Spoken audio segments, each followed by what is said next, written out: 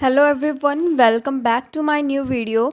So in this video मैं आपको topic wise जो भी रिलेटेड टॉपिक्स हैं केमिस्ट्री के वो मैं आपको बताऊंगी न्यू सिलेबस के अकॉर्डिंग।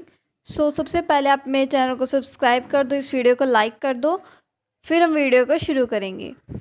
और आपकी नॉलेज के लिए मैं आपको बता देती हूँ कि मैंने कल ही फिज़िक्स के लिए भी अपलोड की है टर्म 1 के लिए। जो सिलेबस है वो भी टॉपिक वाइज है एनसीईआरटी से।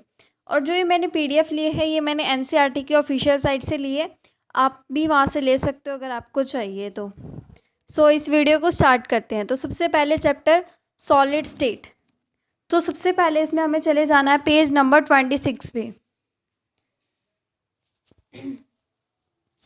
Page number 26।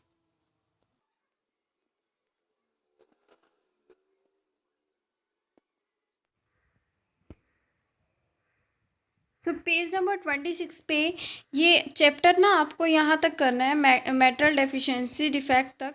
उसके बाद जो इलेक्ट्रिकल प्रॉपर्टीज़ है ये वाला टॉपिक इलेक्ट्रिकल प्रॉपर्टीज़, इसके आगे आपको कुछ नहीं करना है।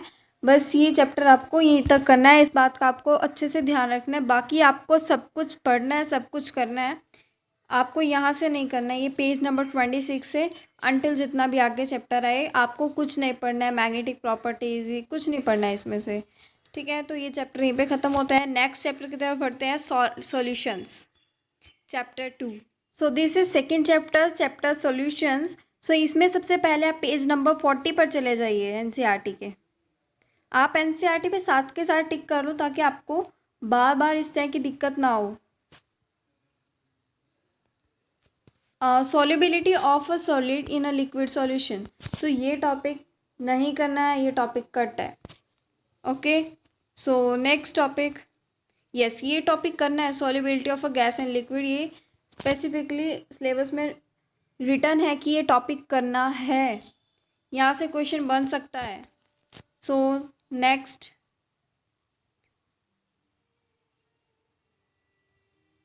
ये सारा आपको करना है, ये रोल्स लॉ है, ये सारे आपको ग्राफ्स वगैरह सब कुछ करना है। उसके बाद आ जाता है vapour pressure of solutions of solids in liquids. So ये टॉपिक भी आपको नहीं करना है, इसमें से आपको कुछ नहीं पढ़ना है। यहाँ पे बस रोल्स लॉ की डेफिनेशन लिखी हुई है, तो ये तो आपको पहले भी मिलेगी डेफिनेशन रोल्स लॉ में ही। अगर आप पढ़ना चाहते हैं तो आप यहाँ से भी पढ़ सकते हैं बस, और इसमें से आपको कुछ भी करने की ज़रूरत नहीं है। साथ के साथ आप बस यहाँ से ये ग्राफ देख लेना कैसे बना हुआ है, किस किस के बीच में बना हुआ है, मतलब ये ग्राफ करना है बस। इसमें से आपको कुछ नहीं करना है। आइडियल नॉन आइडियल सॉल्यूशंस ये भी सिलेबस से डिलीट है, ये भी आपको नहीं करना है। आप अपने नॉलेज के लिए तो देखो कर ही सकते हो, पर ये सिलेबस में नहीं है, आपको इसको नहीं करना है। ये ऐसे ग्राफ्स भी आपको नहीं करने हैं जब ये पूरा टॉपिक ही कट है। आगे आता है colligative properties and determination of molar masses. ये पूरा टॉपिक करना है। फिर लास्ट में आता है एक टॉपिक एब मोलर मास। तो वो पूरा टॉपिक डिलीट है, आप उसको स्किप कर दो। Yes, it is on the page number 57, एब नॉर्मल मोलर मासेस। सो ये पूरा टॉपिक डिलीट है, so you can skip it. और इस पूरे चैप्टर को मैंने कवर किया है अपने लेक्चर्स में, अगर आप चाहते हो तो आप वहाँ से देख सकते हो। मैं डिस्क्रिप्शन में आपको लिंक दे दूँगी पूरी प्लेलिस्ट का। नाउ नेक्स्ट चैप्टर, तो फिजिकल केमिस्ट्री में से तो देखो यही 2 चैप्टर्स थे। अब चलते हैं पी ब्लॉक यानी इनऑर्गेनिक। इस चैप्टर में से आपके ग्रुप 15 एलिमेंट्स में क्या क्या करना है, अकरेंस, ये सब कुछ आपको करना है। यहाँ से physical chemical properties and all ये सारा करना है। आगे डाइनाइट्रोजन की प्रेपरेशन, इसकी प्रॉपर्टीज़, इसके यूजेस, ये सब करना है आपको। और जो ये है flow chart for manufacturing of ammonia, तो आप इसको स्किप कर सकते हो, इसकी कोई यूज़ नहीं है। आप बस ये देख लेना कि भाई यहाँ पे जो कैटलिस्ट यूज़ हो रहा है इसके ऊपर क्वेश्चन बनता है। यस, यहाँ पे कैटलिस्ट है आयरन ऑक्साइड Al2O3+K2O। तो ये पूछ लेते हैं कि भाई इसका क्या यूज़ है, क्या कर रहा है। तो यहाँ पे देखो लिखा हुआ है to increase the rate of attainment of equilibrium, as you can see here, to attain the कि स्मॉल अमाउंट्स में हमने इसको catalyst as a catalyst use किया है, तो इसके बेसिस पे आपको क्वेश्चंस मिल सकता है। नेक्स्ट इसके प्रॉपर्टीज़ वगैरह ये सब करने हैं। उसके बाद आता है ऑक्सो एसिड ऑफ नाइट्रोजन, तो ये नहीं करना है, ये टॉपिक डिलीट है, ये टॉपिक डिलीट है। ऑक्साइड्स ऑफ नाइट्रोजन, तो ये टॉपिक डिलीट है। नेक्स्ट इज नाइट्रिक एसिड, तो ये आपको पूरा करना है नाइट्रिक एसिड। उसके बाद है फॉस्फोरस एलोट्रॉपिक फॉर्म्स, तो ये पूरा टॉपिक कट है। फॉस्फोरस से रिलेटेड आपको कुछ नहीं पढ़ना है, लास्ट ईयर भी ये कट था, अब के साल भी ये कट है। फॉस्फाइन वगैरह सब कट है, ये भी कट है। फॉस्फोरस से रिलेटेड मतलब कुछ नहीं करना है। ऑक्सो एसिड्स ऑफ फॉस्फोरस, तो ये भी नहीं करने हैं। एंड फॉर योर नॉलेज आप इसके स्ट्रक्चर्स कर सकते हो, इनके स्ट्रक्चर्स कैसे बनेंगे, किसका क्या नाम है, तो आप कर सकते हो। एमसीक्यू में आपसे पूछा जा सकता है। बाकी आपको कुछ नहीं करना है। नाउ ग्रुप 16, इसमें से आपको क्या करना है, ये आपको इतना तो सब कुछ ही करना है। केमिकल प्रॉपर्टीज़, फिजिकल प्रॉपर्टीज़, ये तो मेन ही होते हैं। उसके बाद है डाइऑक्सीजन की प्रेपरेशन, उसकी प्रॉपर्टीज़, ये सब करना है। सिंपल ऑक्साइड्स भी करने हैं, ओजोन भी करना है, सल्फर की एलोट्रॉपिक फॉर्म्स, तो ये भी करना है। सल्फर डाइऑक्साइड वगैरह ये सब करना है। ऑक्सो एसिड ऑफ सल्फर, तो यहाँ पे आपको इनकी स्ट्रक्चर करने हैं। थ्योरेटिकल पार्ट आपको कुछ नहीं करना है, you have to do only the structures of there. और इसके आप नाम भी पढ़ लेना, इनके नाम पे ही पूछेंगे कि भाई इसका स्ट्रक्चर बताओ, या फिर आपको ऐसे दे देंगे कि H2SO4 का स्ट्रक्चर बनाओ, या दे देंगे कि भाई ये किसका स्ट्रक्चर है। ठीक है, एमसीक्यू आएंगे ना आपके पास क्वेश्चंस, तो उसमें इससे ऐसे आ सकता है। अगर सल्फ्यूरिक एसिड का मैन्युफैक्चर आपको नहीं करना है, इसकी प्रॉपर्टीज़ करनी है, बट इसकी प्रिपरेशन है सिलेबस में, है। तो कॉन्टैक्ट प्रोसेस से हम इसको करेंगे। आप जो इसके ये रिएक्शंस हैं सिर्फ आप इनको पढ़ लें तो ठीक रहेगा, रिएक्शंस वगैरह पढ़ लें, रिएक्शन से पूछेंगे वो। ये जो पूरा प्रोसेस है, अगर आप समझना चाहते हो तो आप समझ भी सकते हो, वैसे कोई ज़रूरत नहीं है। और इसमें जो प्योरिटी है सल्फ्यूरिक एसिड की, बाय कॉन्टैक्ट प्रोसेस, देखो ये लास्ट लाइन लिखी हुई है, तो आप इसको भी याद रखना, पूछ सकते हैं एमसीक्यू में। नेक्स्ट टॉपिक ग्रुप 17 में से आपको क्या क्या करना है। अब तक तो ये सारा ही करना है, स्टार्टिंग का पार्ट तो देखो हर एक में करना ही है। उसकी फिजिकल केमिकल प्रॉपर्टीज़ ये तो करनी ही है। उसके बाद क्लोरीन करना है, इसकी प्रिपरेशन, इसकी प्रॉपर्टीज़, इसके यूजेस। हाइड्रोजन क्लोराइड करना है, इसके ऑक्सो एसिड्स ऑफ हेलोजन। सो ये सिलेबस में नहीं है, आप इसके बस स्ट्रक्चर्स करने हैं, आपको इसके सिर्फ स्ट्रक्चर्स करने हैं। जैसे स्ट्रक्चर्स नीचे बने हुए हैं ना इनके नेम के साथ करने हैं, ये स्ट्रक्चर्स करने हैं आपको। नेक्स्ट इंटर हेलोजन कंपाउंड्स, ये करना है। आगे ग्रुप 18 में से कुछ भी कट नहीं है, ये आपको सारा करना है। ओके, तो बस इतना, इनऑर्गेनिक में इतना ही था। ऑर्गेनिक में आपके पास halogen alcohol phenol ether and दूसरा चैप्टर 10 उसका नाम। So next chapter is haloalkanes and haloarenes. तो इसमें से बहुत सारे टॉपिक्स कट हैं, तो आपको क्लासिफिकेशन करनी है, आपको नोमेनक्लेचर करना है। क्लासिफिकेशन को आप स्किप फिर भी कर सकते हो, क्योंकि क्लासिफिकेशन मेंशन नहीं है सिलेबस में, बट नोमेनक्लेचर है, तो आपको क्लासिफिकेशन तो आनी ही चाहिए करनी ना, उसके बेसिस पे तो आप उसको क्लासीफाई करके फिर आप उसका नोमेनक्लेचर करोगे। जो टेबल है ना, ये वेरी वेरी इंपॉर्टेंट है, तो आप इसको अच्छे से करना। Next nature of CX bond, ये भी करना है। मेथड ऑफ प्रिपरेशन नहीं करने हैं, यस मेथड ऑफ प्रिपरेशन ना हेलो एल्केन्स के लिए करने हैं, ना हेलो एरेन्स के लिए करने हैं। ओके, हेलो एरेन्स में करने हैं मेथड ऑफ प्रिपरेशन, लेकिन उसमें एक स्पेसिफिक करना है, वो मैं आपको बताऊंगी। इसके कोई भी मेथड ऑफ प्रिपरेशन नहीं करने हैं अल्कोहल्स के। ये सारा नहीं करना है। Halogen exchange, preparation of hello arenes. Preparation of hello arenes, मैंने कहा था कि method of preparation of hello arenes में आपको एक स्पेसिफिक करना है। तो वो स्पेसिफिक क्या है कि जिसमें डायरेक्ट सब्स्टिट्यूशन लग रहा है, मोनो सब्स्टिट्यूशन, तो सिर्फ आपको वही करने हैं। सो आपको सिर्फ मोनो सब्स्टिट्यूशन करने हैं जो मोनो सब्स्टिट्यूटेड है। बाकी सो आपको जो फिज़िकल प्रॉपर्टीज़ हैं और जो केमिकल प्रॉपर्टीज़ हैं वो सिर्फ हेलो एल्केन्स की करनी है, हेलो एरेन्स की नहीं करनी है। तो ये बात भी आपको ध्यान रखनी है। सिर्फ हेलो एरेन्स में आपको सिर्फ 2 ही टॉपिक करने हैं हेलो एरेन्स के लिए। एक तो उसकी मेथड ऑफ प्रिपरेशन या केमिकल प्रॉपर्टीज़ वगैरह सिर्फ सब्स्टिट्यूशन मेथड से, जो सब्स्टिट्यूशन मेथड से हो रही हैं और उसमें डायरेक्ट इन्फ्लुएंस होना चाहिए और मोनो सब्स्टिट्यूटेड कंपाउंड बनना चाहिए। और सेकंड है कि उसका नेचर CX बॉन्ड का नेचर आपको पता होना चाहिए। That's all. इसमें से आपको हेलो एरेन्स में से आपको कुछ नहीं पढ़ना है। हेलो एल्केन्स की आपको केमिकल प्रॉपर्टीज़ और फिजिकल प्रॉपर्टीज़ दोनों ही पढ़नी है। ओके, सो ये तो मैंने आपको बता दिया। So chemical reactions of halo alkanes, तो आपको ये सारा करना ही है। ये सारा आपको करना है। इसका मैकेनिज़्म, यस मैकेनिज़्म भी करना है SN1 SN2 का। ये स्पेसिफिकली उसमें लिखा हुआ है कि इन दोनों का मैकेनिज़्म आपको आना चाहिए करना। तो सिलेबस में है तो आपको करना है। और उसके बाद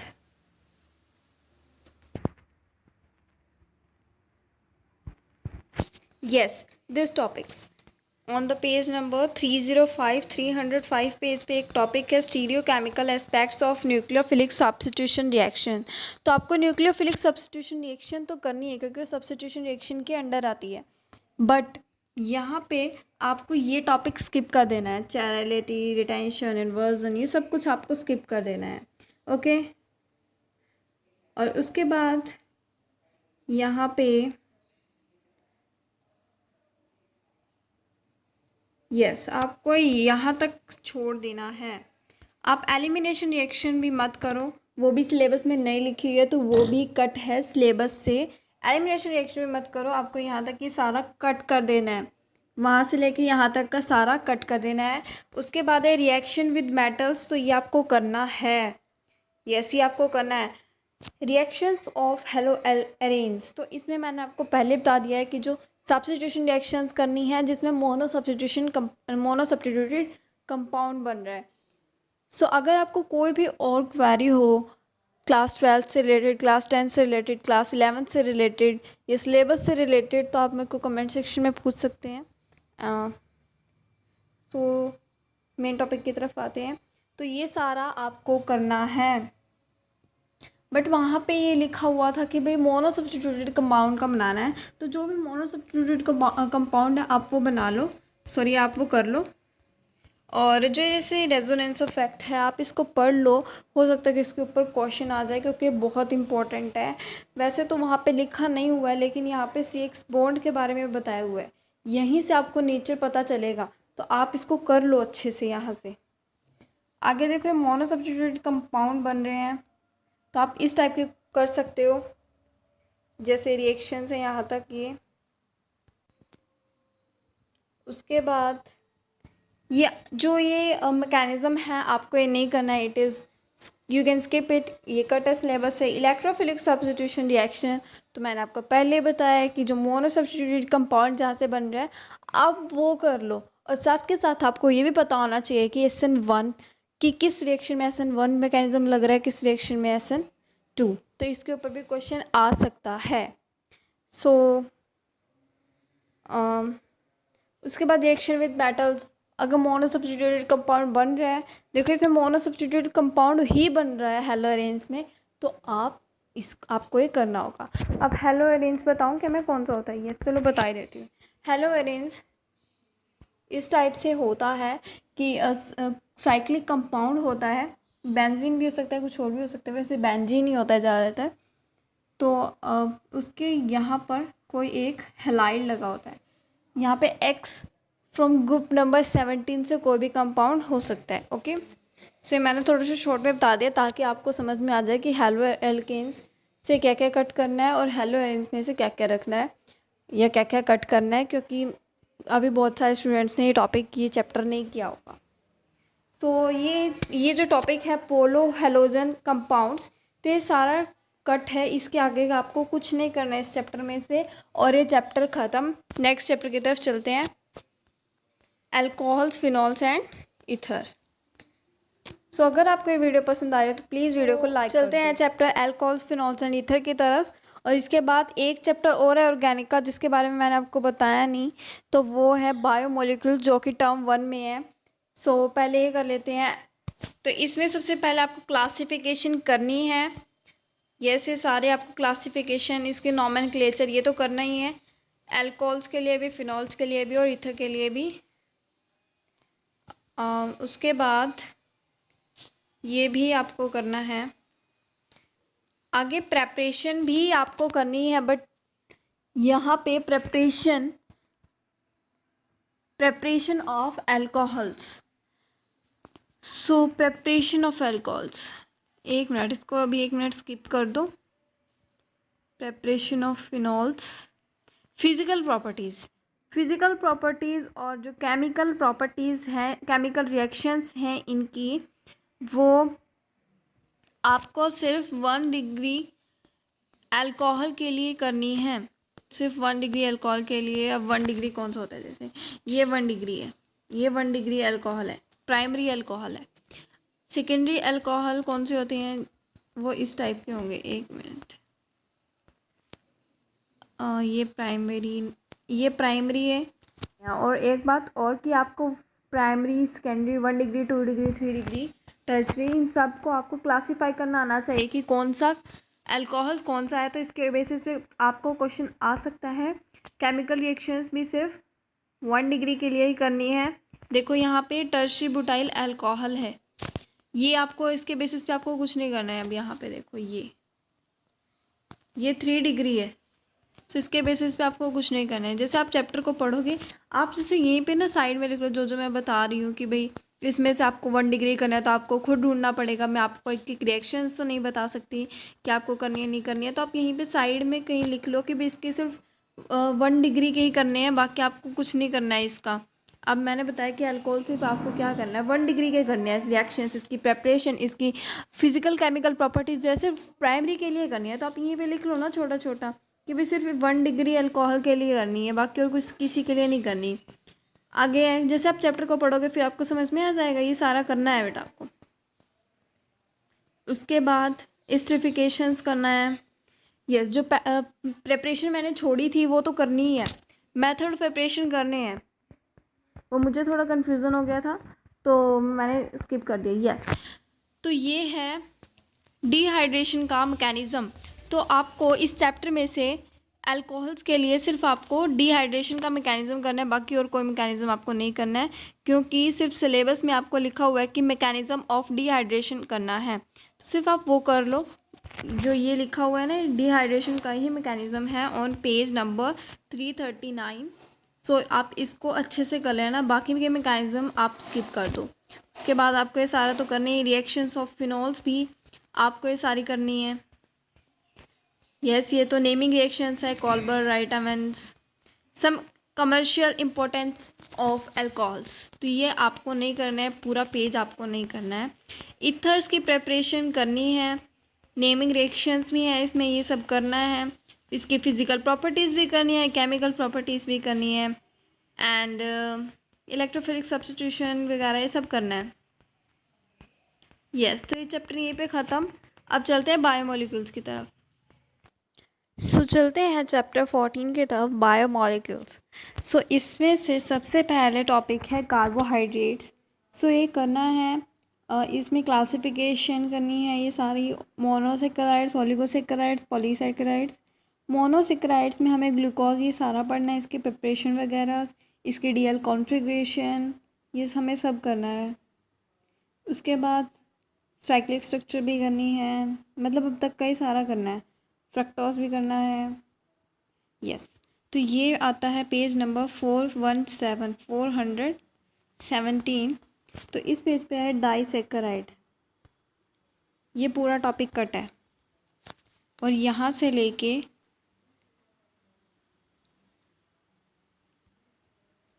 यहाँ तक ये सारा कट है। पेज नंबर 420 तक जो ये कार्बोहाइड्रेट्स का टॉपिक चल रहा है, यहाँ तक ये सारा कट है। Okay, so from page number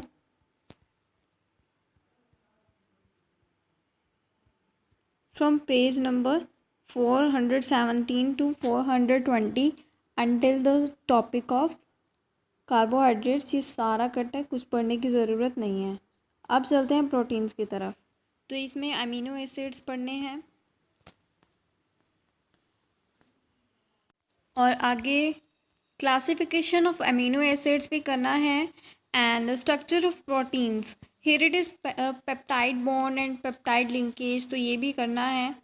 and उसके बाद ये पेप्टाइड, टेट्रापेप्टाइड, ये सारा करना है। और उसके बाद आगे फिब्रस ग्लोबुलर प्रोटीन यानी इसके टाइप्स।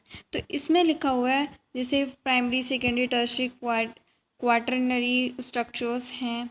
तो इसमें लिखा हुआ है कि भाई जो इनका आपको सिर्फ क्वालिटेटिव आइडिया लेना है कि भाई ये कैसे कैसे होते हैं, क्योंकि एमसीक्यू बेस्ड क्वेश्चन आने वाले हैं, ज़र रीजन एंड ऑल। तो इनके बारे में आपको बस मेन जानकारी होनी चाहिए कि भाई क्या क्या है, ये कैसे कैसे बनते हैं। मतलब पढ़ना तो देखो है ही, but you have to take an idea. आपको इतना ज़्यादा नहीं इनको डिटेल में पढ़ना। फिर उसके बाद आता है डीनेचुरेशन ऑफ प्रोटीन्स। एक मिनट, मैंने किसके बारे में कहा कि ज़्यादा डिटेल से नहीं पढ़ना? प्राइमरी, सेकेंडरी, टर्शियरी, क्वाटरनरी, इनके बारे में। बाकी हमें पूरा डिटेल में पढ़ना है जो भी मैंने बताया कि जो सिलेबस में है। डाइनेचुरेशन ऑफ प्रोटीन, ये इंपॉर्टेंट टॉपिक है, इससे आप क्वेश्चन ज़रूर मिलेगा, तो ये भी पूरा टॉपिक है। उसके बाद एंजाइम्स कट है, लास्ट ईयर भी ये कट था और अब के साल भी ये कट है। एंजाइम्स टॉपिक कुछ भी नहीं करना है इसमें से, सारा कट है। विटामिन्स भी कट है सारा, यस ये भी कट है। 426 पेज पे है ये सारा, 426, 425। न्यूक्लिक एसिड में हमें डीएनए और आरएनए पढ़ना है, बाकी कुछ नहीं पढ़ना है। देखो यहाँ पे डीआरएनए आरएनए ही है ये सब कुछ, तो यहाँ से आपको पढ़ना है। सॉरी, मैं आपको पेज नंबर बता देती हूँ ना। The page number is 427, chapter biomolecules. 427 page पे ये सारा हमें करना है डीएनए और आरएनए का। यस, आपको यहाँ तक करना है। देखो 1 मिनट, आपको यहाँ तक करना है। उसके बाद ये टॉपिक कट है, structure of nucleic acid, it is cut. ये सारा यहाँ से कट है। ये page number 428, page number 429 page number से कट है एंड 430 पेज भी कट है। ये कुछ नहीं है इसमें से, हार्मोन्स वगैरह सब कट है ये। यस, यहाँ पे 430 पेज पे डीएनए और आरएनए के बारे में बायोलॉजिकल फंक्शंस लिखे हुए हैं, तो आप इसे पढ़ लीजिए क्योंकि डीएनए और आरएनए तो आपके सिलेबस में है। ठीक है, तो ये था इस वीडियो में, बस इतना ही। मिलते हैं नेक्स्ट वीडियो में, और प्लीज़ इस वीडियो को लाइक कर दो, मेरे चैनल को सब्सक्राइब कर दो, अपने फ्रेंड्स के साथ इस वीडियो को शेयर कर दो, उनकी भी हेल्प कर दो। Thank you.